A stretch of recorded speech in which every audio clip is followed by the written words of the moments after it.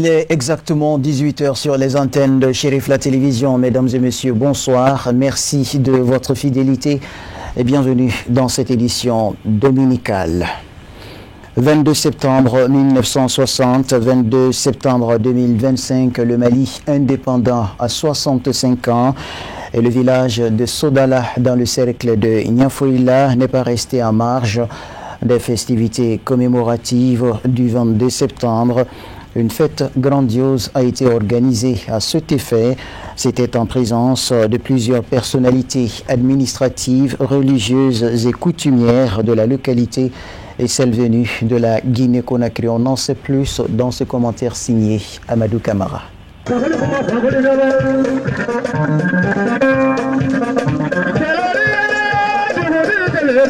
22 septembre 1960, 22 septembre 2025. Le cercle de Yamfoulila, plus précisément le village de Sodala, a célébré cette date commémorative de l'indépendance du Mali à la souveraineté nationale et internationale avec la plus belle des manières. Je suis quand même à l'instant T ravi d'être là pour célébrer avec mes frères, mes soeurs et puis mes parents.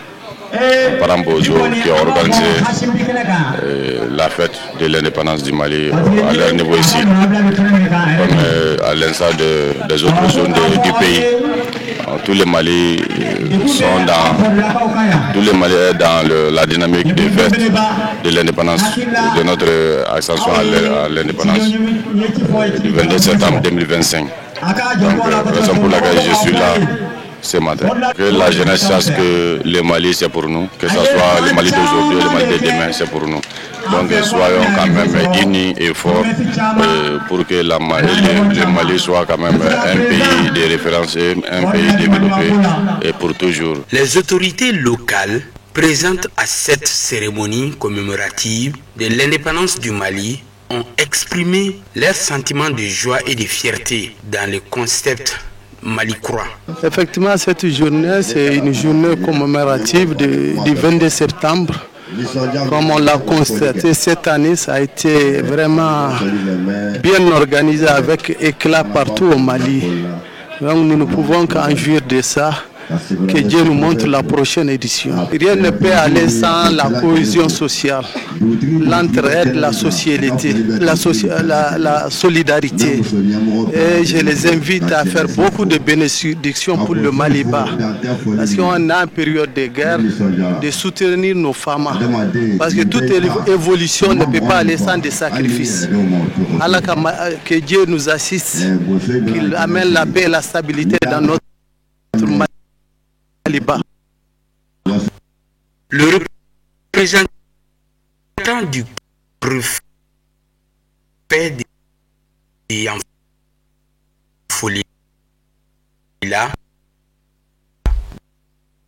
dans son allocution, a vivement remercié et féliciter les populations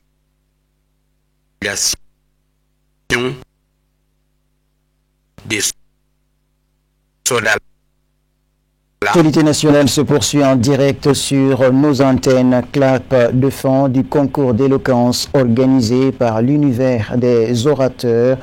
La grande finale s'est tenue ce vendredi 26 septembre 2025 à l'hôtel de l'Amitié de Bamako. Le compte rendu avec Awa Djabaté et Boubacar Traoré.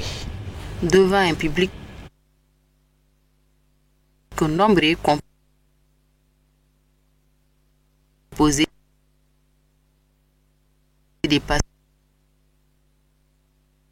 passionnés et de l'art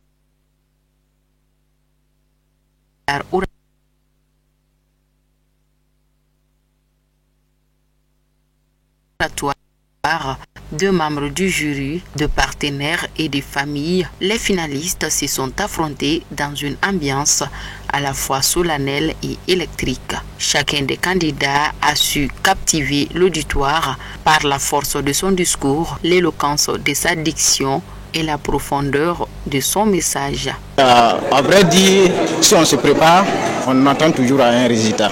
Voilà, je me suis préparé, voilà, donc j'attendais ces résultats. Le thème choisi quand même, c'est un thème crucial parce que ça touche toute nation qui aspire à avoir une prospérité. Voilà, il faut quand même miser beaucoup sur l'éducation. Donc, au terme de la soirée, les membres du jury, composés de personnalités du monde académique, littéraire et médiatique, ont délibéré pour désigner les lauréats dont les discours ont été salués pour leur profondeur et leur impact émotionnel qui l'ont suscité. C'est une surprise pour moi parce que c'est quelque chose que je n'ai pas préparé en amont. Je n'ai eu qu'une semaine de préparation. Donc je peux dire que ça a été vraiment une réussite de gagner ce concours. Bon, je pense que c'est une thématique qui est d'actualité. Aujourd'hui, l'intelligence artificielle est au cœur de toutes choses. Alors parler de l'intelligence artificielle, des menaces ainsi que des inconvénients, c'est soutenir la société, soutenir les jeunes qui veulent investir dans l'intelligence artificielle, leur dire qu'il y a une menace et aussi il y a une opportunité. C'est à nous maintenant de saisir cette opportunité et éviter cette menace à faire. Selon le président du comité d'organisation, ce concours est un tremplin pour une jeunesse engagée, consciente et déterminée à prendre la parole dans l'espace public. Il ajoute que leur mission est de former, coacher et accompagner les jeunes vers la réussite professionnelle. Un sentiment de fierté et de bienveillance après avoir écouté des personnes que nous avons eu l'occasion et l'opportunité de former au sein du cabinet MC Consulting, un cabinet de formation et de transformation par excellence. Nous faisons la promotion de l'éloquence à travers la voix. Car vous n'êtes pas sans savoir que de nos jours, la prise de parole en public joue un rôle crucial dans le développement personnel et professionnel de tout un chacun. Et car la prise de parole en public favorise notre développement personnel, elle nous permet également de mieux développer davantage notre carrière professionnelle. C'est dans cette optique que nous avons initié ce programme entre ceux-là qui ont suivi la formation en prise de parole en public au sein du cabinet pour mieux montrer à l'humanité à quel point les mots ont du pouvoir. Les mots ont du pouvoir, le pouvoir de convaincre, le pouvoir de persuader, le pouvoir d'influencer et le pouvoir d'instruire. Ça a été vraiment une réussite par rapport à l'année dernière. L'année dernière, c'était la toute première édition et comme on aime le dire souvent, le début de toute chose est difficile. Et à travers la deuxième édition, on a eu quand même l'accompagnement des grandes personnalités et à travers ce micro, je profite pour remercier le haut patron, Achille Chérif Iba Aïdara, et également le parrain Hassan Baba Djombele, le directeur général de l'OTEM, et aussi la marraine, la directrice du complexe scolaire Adjara. Prenant la parole, les officiels présents ont félicité les finalistes qui ont brillé, avant de souligner qu'ils ont fait preuve d'une bonne préparation et d'une grande maîtrise de la langue dans des prestations où la parole devenait un véritable art. Je suis là aujourd'hui pour l'invitation de mon frère Salim Sissé. Donc je suis très content parce que j'ai eu l'honneur d'être parrain de cette cérémonie. À ma présence ici, j'ai connu beaucoup de choses, j'ai découvert beaucoup de choses que je ne connaissais pas vraiment. Donc c'est beaucoup d'avantages pour moi. J'ai cru que Kala me montre beaucoup d'années que je sois le même parrain. Au-delà de la compétition, cette finale a mis en valeur l'importance de la parole comme outil de changement. L'univers des orateurs s'impose aujourd'hui comme une plateforme clé pour former et encourager la prise de parole en public au Mali. La cérémonie a été sanctionnée par la remise des trophées. Mérite et récompense dans cette édition d'information. Les distinctions de citoyens modèles ont été décernées à des hommes et femmes qui se sont distingués par leur engagement et leur don de soi pour le développement de la société. La cérémonie s'est tenue ce samedi 27 septembre en présence de plusieurs personnalités. Le compte-rendu est signé Mamadou Ben-Sherif Soumano et Seydou Niaré. La commune 4 du district de Bamako a été honorée à l'occasion de cette édition de remise des trophées des citoyens modèles. Ils étaient nombreux à recevoir cette distinction. Parmi eux, notre collègue journaliste de la section religieuse de Chérifla TV, Ousmane Khan. Cette récompense vise à mettre en lumière les personnes qui s'engagent corps et âme pour le développement du pays. Concept qui consiste à encourager, à féliciter, à récompenser ceux qui se sont battus et qui se sont donnés pour le développement de leur communauté. Aujourd'hui, nous sommes en commune 4, le district de Bamako, 4e arrondissement. Je remercie vraiment tous les récipiendaires et les participants qui ont voulu faire le déplacement. Donc c'est pour nous de faire la promotion de la citoyenneté, puisque l'État est en train de faire quelque chose, puisqu'il y a même un département par rapport à ça. Je profite de l'occasion pour saluer le ministre Fomba et le général Asmi, dans la mesure où ils ont mis en place, ils ont donné ils ont donné le chemin à ce qu'on puisse faire la promotion de la citoyenneté et de l'instruction civique. Parce que nous savons qu'à travers la citoyenneté, le pays peut développer. Certains diront que c'est un facteur de développement. C'est ainsi que nous avons essayé vraiment de faire, d'organiser ces genres de cérémonies dans toutes les communes. Ici en commune 4, il y avait à peu près 117 noms qui ont été retenus sur plus de 200 000 habitants. Mais avec la chance, je dirais avec la chance de certains, on a sélectionné une 50aine de personnes. Et ça ne veut pas dire que c'est eux qui sont les meilleurs, mais leur chance, et puis à travers les enquêtes, on a retenu ça. Le parrain de la cérémonie a salué et remercié les organisateurs pour cette belle initiative qui valorise ceux qui œuvrent quotidiennement pour un Mali prospère. Parmi les récipiendaires figure également l'ancien Premier ministre Moussa Mara, dont le trophée a été récupéré par un proche en raison de son indisponibilité. Bon, je suis très heureux aujourd'hui d'être parrain, à la fois parrain et d'être à la fois citoyen modèle de ma commune. Parrain de cette activité, c'est un honneur, ça veut dire que nos efforts sont reconnus. Et citoyen modèle également, ça veut dire que nous sommes de ceux qui pensent au développement de notre commune et que nous devons nous investir davantage pour que notre engagement puisse être bénéfique à l'ensemble de la communauté. Et vous savez, la reconnaissance est une valeur cardinale de notre pays. Et on a toujours fonctionné suivant cela. Reconnaître les efforts d'un citoyen, c'est de l'encourager.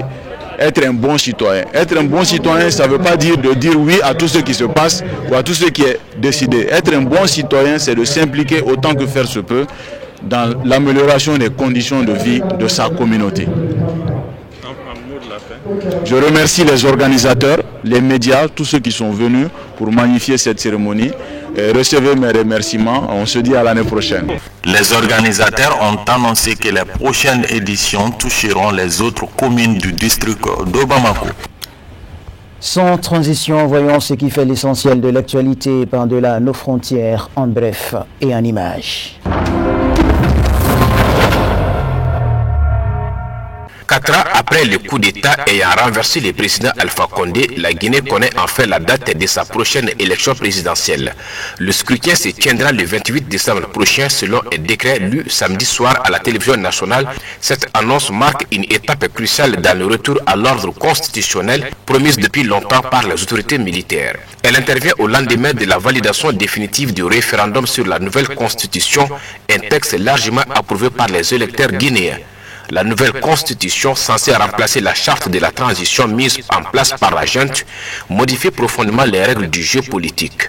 Elle ne contient plus d'interdiction explicite faite aux membres de la junte de se présenter aux élections, une clause pourtant centrale dans l'engagement initial de la transition. Ce changement ouvre désormais la voie à une possible candidature du chef de la transition, le colonel Mamadou Doumbia, bien qu'il n'ait pas encore officiellement déclaré ses intentions.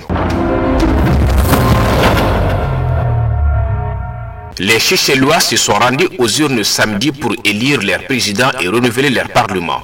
Ce scrutin est crucial pour le plus petit pays d'Afrique, tant sur le plan géographique que démographique, avec une population de seulement 120 000 habitants.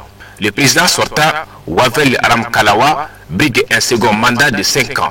Prêtre anglican devenu homme politique, il a marqué l'histoire du pays en 2020 en devenant le premier opposant à vaincre le parti au pouvoir depuis l'indépendance en 1976 à l'issue de sa 6e tentative présidentielle. Il se présente à nouveau mettant en avant un programme axé sur la relance économique, le développement social et la durabilité environnementale. Face à lui, Patrick Hermini, du Parti des Seychelles Unies, se pose en principal adversaire. Ancien président du Parlement entre 2007 et 2016, il est une figure politique chevronnée, mais reste lui aussi sous le feu des critiques, notamment pour sa gestion passée de la lutte contre la drogue. Un vote sous haute surveillance dans un pays aux enjeux multiples.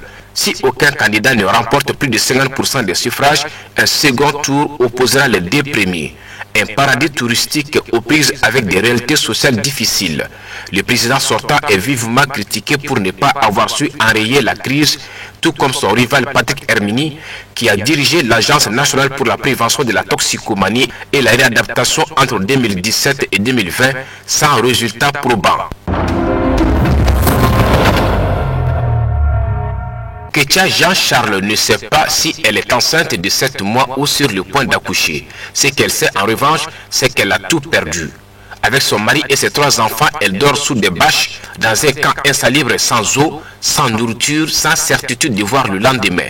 L'an dernier, la famille a fui leur maison à Salino, l'un des derniers quartiers de Port-au-Prince à résister à la violence des gangs jusqu'à ce que cela ne soit plus possible.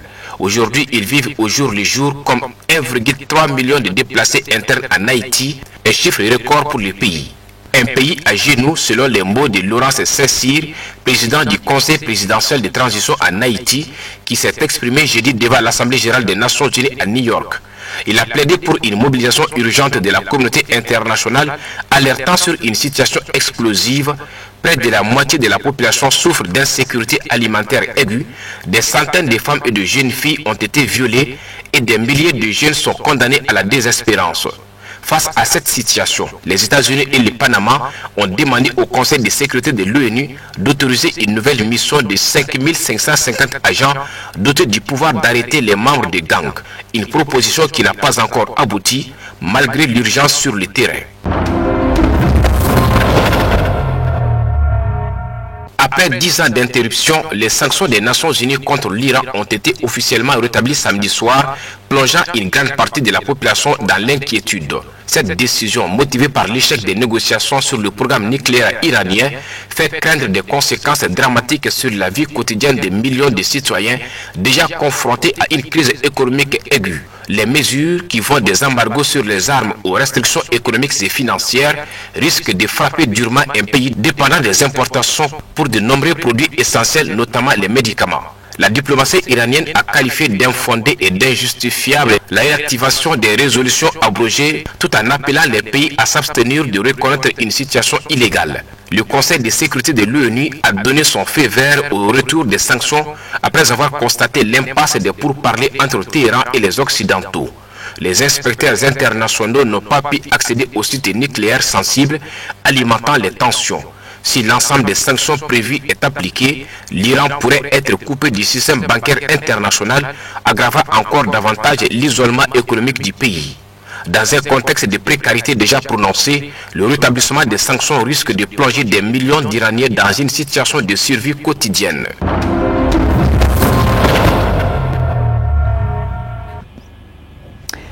Chérif la télévision, la proximité dans la distance, c'est la fin de cette édition d'information. Merci à vous de l'avoir suivi. Bonne suite de programme sur nos antennes.